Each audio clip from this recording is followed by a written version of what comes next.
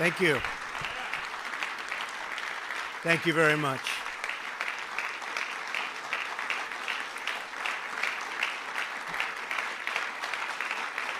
Thank you. Thank you very much, ladies and gentlemen.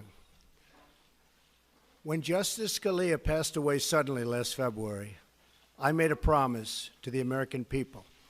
If I were elected president, I would find the very best judge in the country for the Supreme Court. I promised to select someone who respects our laws and is representative of our Constitution and who loves our Constitution, and someone who will interpret them as written. This may be the most transparent judicial selection process in history. Months ago, as a candidate, I publicly presented a list of brilliant and accomplished people to the American electorate and pledged to make my choice from among that list.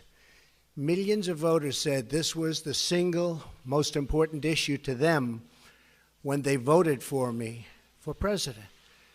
I am a man of my word. I will do as I say, something that the American people have been asking for from Washington for a very, very long time. Today,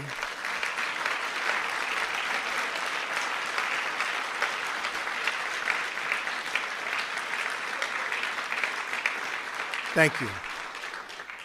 Today, I am keeping another promise to the American people by nominating Judge Neil Gorsuch of the United States Supreme Court to be of the United States Supreme Court. And I would like to ask Judge Gorsuch and his wonderful wife, Louise, to please step forward. Please, Louise, Judge. Here they come. Here they come.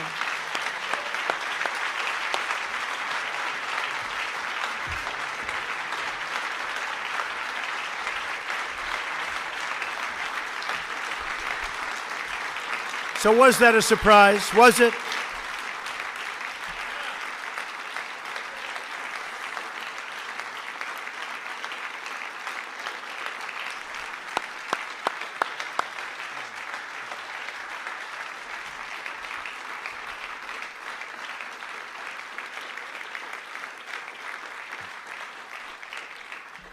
I have always felt that after the defense of our nation, the most important decision a president of the United States can make is the appointment of a Supreme Court justice.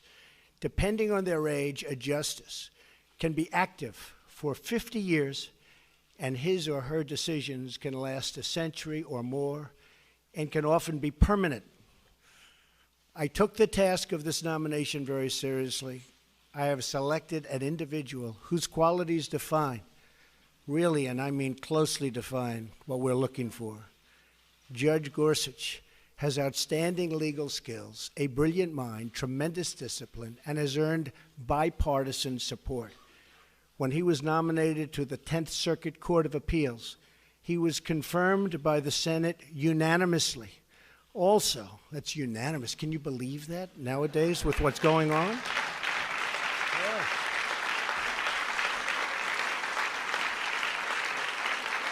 Does that happen anymore? Does it happen? I think it's going to happen, maybe again. Also with us tonight is Maureen Scalia, a woman loved by her husband and deeply respected by all. I am so happy she is with us. Where is Maureen? Please stand up. Thank you, Maureen.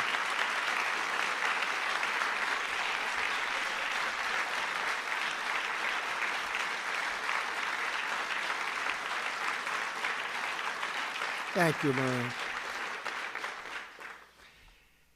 She is really the ultimate representative of the late, great Justice Antonin Scalia, whose image and genius was in my mind throughout the decision-making process.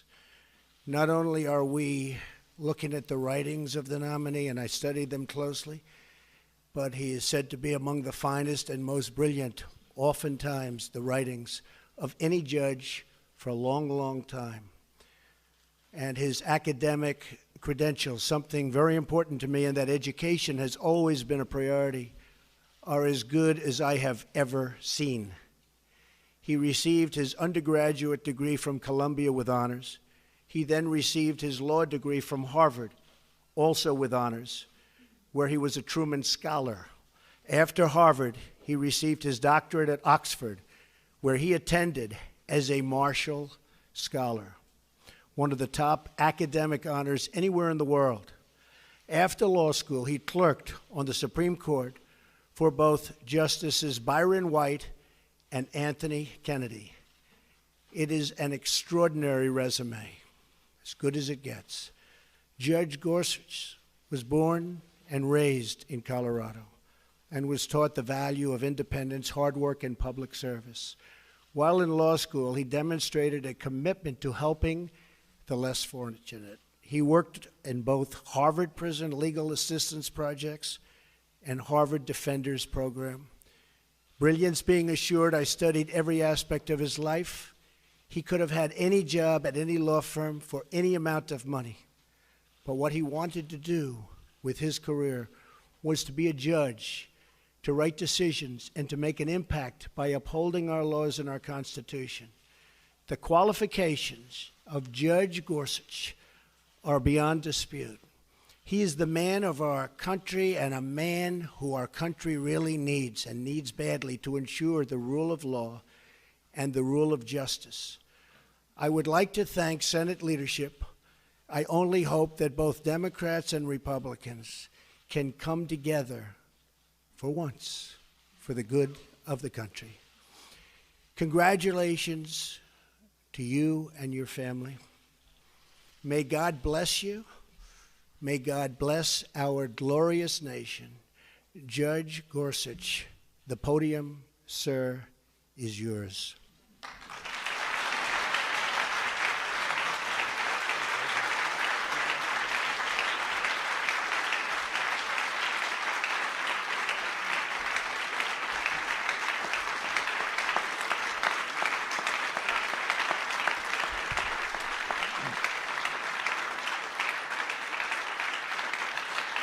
Thank you. Thank you. Mr. President, thank you very much. Mr. President, Mr. Vice President, you and your team have shown me great courtesy in this process, and you've entrusted me with a most solemn assignment. Standing here in a house of history and acutely aware of my own imperfections, I pledge that if I am confirmed, I will do all my powers permit to be a faithful servant of the Constitution and laws of this great country. For the last decade, I've worked as a federal judge in a court that spans 6 western states, serving about 20% of the continental United States and about 18 million people. The men and women I've worked with at every level in our circuit are an inspiration to me. I've watched them fearlessly tending to the rule of law, enforcing the promises of our Constitution, and living out daily their judicial oaths to administer justice equally to rich and poor alike, following the law as they find it and without respect to their personal political beliefs. I think of them tonight. Of course, the Supreme Court's work is vital not just to a region of the country, but to the whole, vital to the protection of the people's liberties under law and to the continuity of our Constitution, the greatest charter of human liberty the world has ever known. The towering judges that have served in this particular seat of the Supreme Court, including Antonin Scalia and Robert Jackson, are much in my mind at this moment. Justice Scalia was a lion of the law. Agree or disagree with him, all of his colleagues on the bench cherish his wisdom and his humor, and like them, I miss him. I began my legal career working for Byron White, the last Coloradan to serve on the Supreme Court, and the only justice to lead the NFL in rushing. He was one of the smartest and most courageous men I've ever known. When Justice White retired, he gave me the chance to work for Justice Kennedy as well. Justice Kennedy was incredibly welcoming and gracious, and like Justice White, he taught me so much. I am forever grateful. And if you've ever met Judge David Sentel, you'll know just how lucky I was to land a clerkship with him right out of school. Thank you. These judges brought me up in the law. Truly, I would not be here without them. Today is as much their day as it is mine.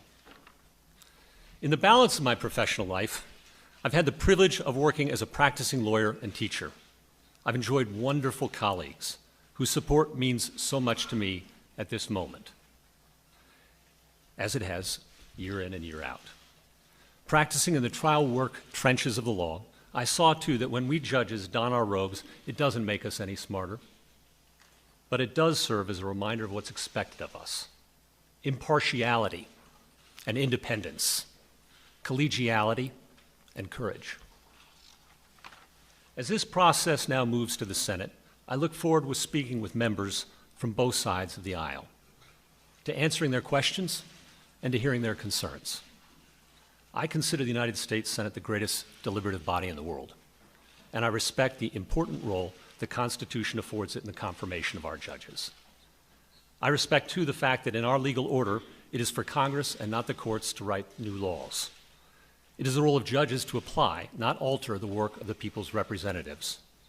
A judge who likes every outcome he reaches is very likely a bad judge, stretching for results he prefers rather than those the law demands. I am so thankful tonight for my family, my friends, and my faith. These are the things that keep me grounded at life's peaks and that sustain me in its valleys. To Louise, my incredible wife and companion of 20 years, my cherished daughters who are watching on TV, and all my family and friends, I cannot thank you enough for your love and for your prayers. I could not attempt this without you. Mr. President, I am honored and I am humbled. Thank you very much.